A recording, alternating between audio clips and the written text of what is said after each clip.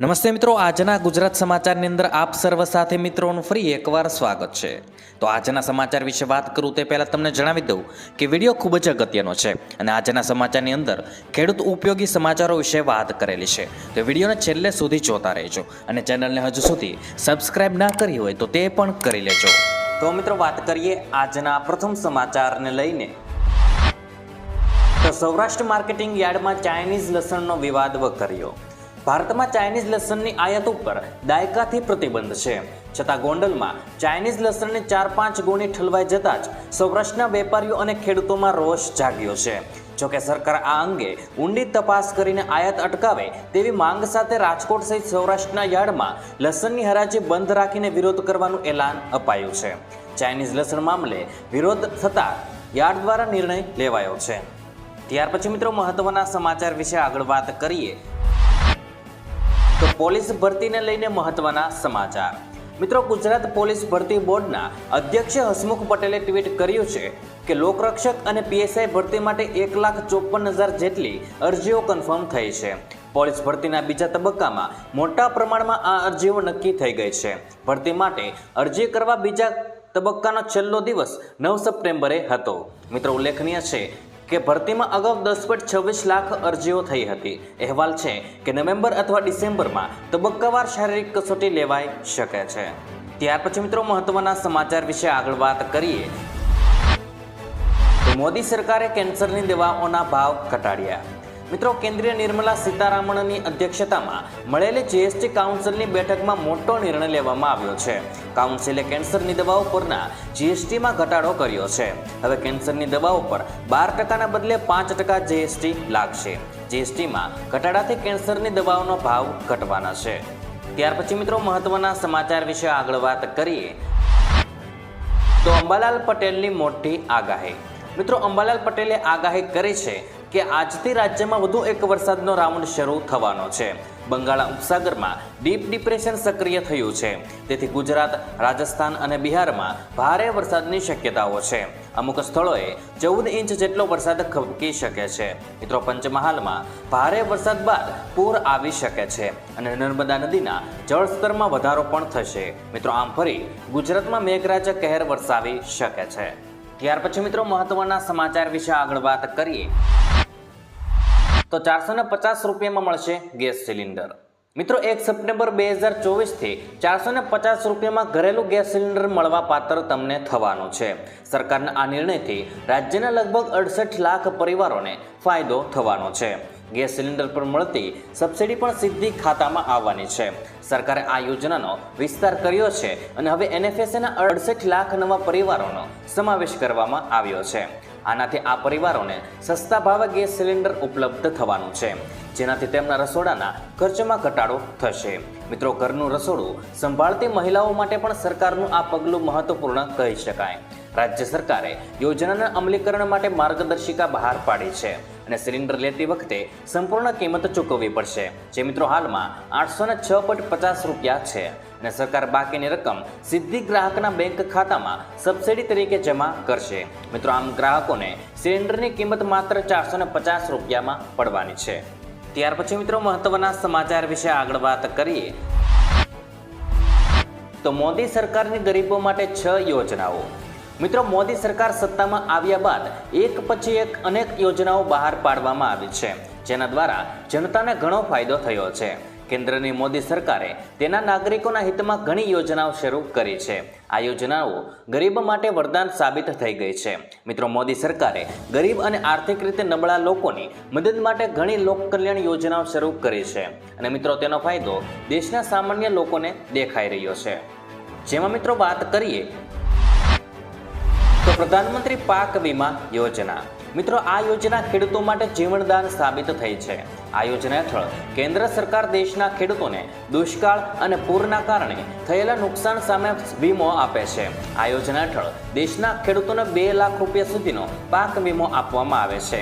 આ યોજનાનો લાભ લેવા માટે ખેડૂતોએ વીમા પ્રીમિયમના માત્ર 50% ચૂકવવા પડશે। બાકીના 50% કેન્દ્ર અને રાજ્ય સરકારો દ્વારા સબસિડી તરીકે આપવામાં આવે છે। જ્યારે મિત્રો મફત સિલાઈ મશીન યોજનાની વાત કરીએ મહિલાઓના સશક્તિકરણ માટે પણ મોદી સરકાર ઘણું કામ કરી રહી છે. આ યોજના હેઠળ દેશની ગરીબ અને શ્રમજીવી મહિલાઓને કેન્દ્ર સરકાર દ્વારા મફત સિલાઈ મશીન આપવામાં આવે છે, જેના દ્વારા દેશની મહિલાઓ ઘરે બેસીને પોતાનો રોજગાર શરૂ કરી શકે છે. આ યોજનાનો મુખ્ય ઉદ્દેશ દેશની મહિલાઓને આત્મનિર્ભર અને સશક્ત બનાવવાનો છે. ત્યાર પછી મિત્રો આગળ વાત કરીએ તો ઉજ્જવલા યોજના. મિત્રો, વડાપ્રધાન નરેન્દ્ર મોદીએ આ યોજના 1 મે 2016ના રોજ ઉત્તર પ્રદેશના બલિયામાં શરૂ કરી હતી. આ યોજનાનો મુખ્ય ઉદ્દેશ ગ્રામીણ અને વંચિત પરિવારોને એલપીજી જેવું સ્વચ્છ રસોઈ બળતણ પૂરું પાડવાનો છે. આ યોજના તે લોકો માટે છે જે શરૂ કરવામાં આવી છે જેઓ પરંપરાગત રસોઈ ઈંધણ જેમ કે લાકડા, કોલસો અને ગોબરની કેકની વગેરેનો બળતણ તરીકે ઉપયોગ કરતા હતા. ત્યાર પછી મિત્રો વાત કરીએ તો પ્રધાનમંત્રી વિશ્વકર્મા યોજના. મિત્રો, કારીગરોને ધ્યાનમાં રાખીને 17 સપ્ટેમ્બર 2023ના રોજ પ્રધાનમંત્રીએ વિશ્વકર્મા યોજના શરૂ કરી હતી. આ યોજનાનો મુખ્ય ઉદ્દેશ દેશના કારીગરોની ક્ષમતામાં વધારો કરવાનો છે. કુંભાર સમાજના સુથાર, શિલ્પકારો અને કારીગરોને આ યોજનાનો લાભ મળી રહ્યો છે. યોજનાના પ્રથમ તબક્કામાં 1 લાખ રૂપિયા સુધીની લોન આપવામાં આવશે અને આના પર વ્યાજદર પણ માત્ર 5%થી વધુ નહીં હોય. અને આ પછી બીજા તબક્કામાં કામદારોને દરેકને 2 લાખ રૂપિયાની લોન મળવાની છે. ત્યાર પછી મિત્રો મહત્વના સમાચાર વિશે આગળ વાત કરીએ તો શાકભાજીના ભાવમાં થયો તોતિંગ વધારો. મિત્રો, રાજ્યમાં પડેલા ભારે વરસાદને કારણે શાકભાજીની આવકમાં ઘટાડો થયો છે. ફરી એકવાર શાકભાજીના ભાવમાં વધારો થયો છે. રાજકોટ માર્કેટિંગ યાર્ડમાં 20 કિલોના ભાવ જોઈએ તો લીંબુના ભાવ 1500 થી 2600 રૂપિયા છે, જ્યારે મિત્રો બટેટા 300 થી 631 રૂપિયા છે. ડુંગળી સૂકી 250 થી 820 રૂપિયા છે. ટમેટા 330 થી 600 રૂપિયા છે. કોથમીર 3000 થી 4000 રૂપિયા છે. ભીંડો 500 થી 800 રૂપિયા છે. ગુવાર 900 થી 1250 રૂપિયા છે અને સરગવો 900 થી 1200 રૂપિયા છે અને કંટોલા 1000 થી 1400 રૂપિયા સુધી પહોંચી ગયા છે. ત્યાર પછી મિત્રો મહત્વના સમાચાર વિશે આગળ વાત કરીએ તો 2 લાખ સુધીના દેવા માફ. મિત્રો, એક માહિતી અનુસાર ગુજરાતમાં કુલ 53,20,626 ખેડૂતો આ યાદીમાં નોંધાયેલા છે.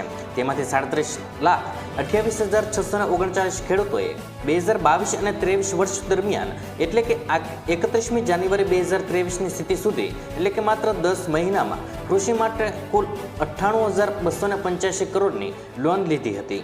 ભલે દરેક ખેડૂતોએ વધતા ઓછા પ્રમાણમાં લોન લીધી હોય, પરંતુ તેનો સીધો અર્થ એ થાય છે કે ગુજરાતના દરેક ખેડૂતને માથે 2,63,595 રૂપિયાનું દેવું છે. આમ સતત વધતી મોંઘવારીને કારણે ખેડૂત દિવસે ને દિવસે દેવાદાર બનતું જાય છે. જ્યારે તેલંગાણા સરકારે ખેડૂતોને 1 લાખ રૂપિયા સુધીનું દેવું માફ કર્યું છે, જેના કારણે ગુજરાતમાં દેવા માફીનો મુદ્દો ફરી એકવાર ચર્ચાનો વિષય બન્યો છે. જ્યારે મિત્રો સરકાર ખેડૂતોને માત્ર 2 લાખ સુધીનું દેવું માફ કરે છે તો પણ 90% ખેડૂતો દેવા મુક્ત થઈ શકે છે. શું મિત્રો 2 લાખ સુધીનું દેવું માફ થવું જોઈએ કે નહીં તે અમને મિત્રો કોમેન્ટ બોક્સમાં લખીને જણાવજો. ત્યાર પછી મિત્રો મહત્વના સમાચાર વિશે આગળ વાત કરીએ તો માત્ર 6 દિવસ જ બાકી, કરી નાખો આ કામ. મિત્રો, આધાર કાર્ડ અત્યારે સૌથી જરૂરી સરકારી દસ્તાવેજ બની ગયું છે. તેના વગર કોઈ કામ નથી થતા. આધાર કાર્ડને અપડેટ રાખવું પણ તેટલું જ જરૂરી છે. મિત્રો, હાલમાં યુડીઆઈ દ્વારા આધાર કાર્ડ અપડેટ કરવાની સુવિધા બિલકુલ ફ્રીમાં આપવામાં આવી રહી છે. ફ્રીમાં આ સેવાનો લાભ લેવા માટે તમારી પાસે માત્ર હવે 5 દિવસ જ બાકી રહ્યા છે. 14 સપ્ટેમ્બર સુધી જ ફ્રીમાં આધાર કાર્ડ અપડેટ કરી શકાશે. ત્યારબાદ ચાર્જ ચૂકવવો પડશે.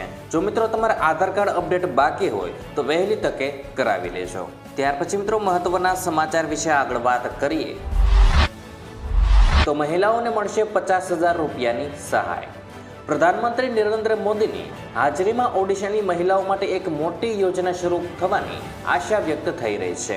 આ માટે પીએમ મોદી આવનાર 17 સપ્ટેમ્બરે ઓડિશા જઈ શકે છે અને કેન્દ્રીય મંત્રી ધર્મેન્દ્ર પ્રધાને કહ્યું છે કે પીએમ મોદી 17 સપ્ટેમ્બરના રોજ ઓડિશાની મહિલાઓ માટે ભાજપ સરકારની મહત્વાકાંક્ષી સુભદ્રા યોજનાની શરૂઆત માટે ઓડિશાની મુલાકાત લઈ શકે છે.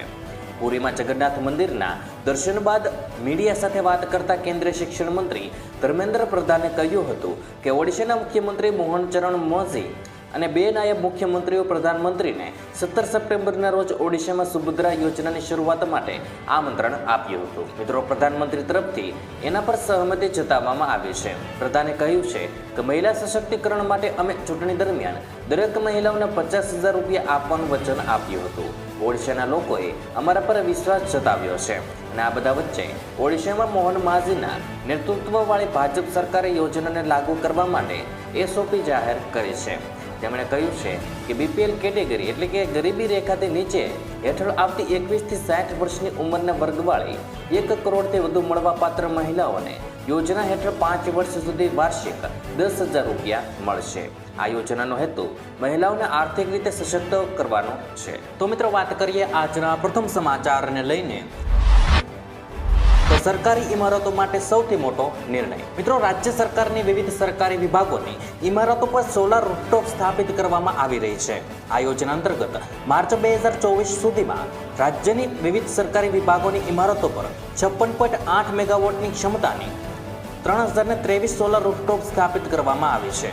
આ વર્ષે રાજ્યની વિવિધ સરકારી ઇમારતો પર 48 મેગાવોટની ક્ષમતાની સોલાર રૂફટોપ સિસ્ટમ સ્થાપિત કરવામાં આવવાની છે. તે માટે સરકાર દ્વારા 177.4 કરોડની રકમની જોગવાઈ કરવામાં આવી છે.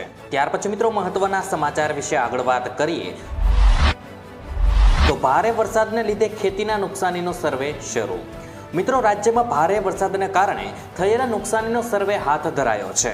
આ સિઝનમાં સમગ્ર ગુજરાતમાં ભારે વરસાદ વરસ્યો છે, ત્યારે ખેતરોમાં વધુ પાણી ભરાઈ જવાથી વ્યાપક નુકસાન થયું છે. હાલ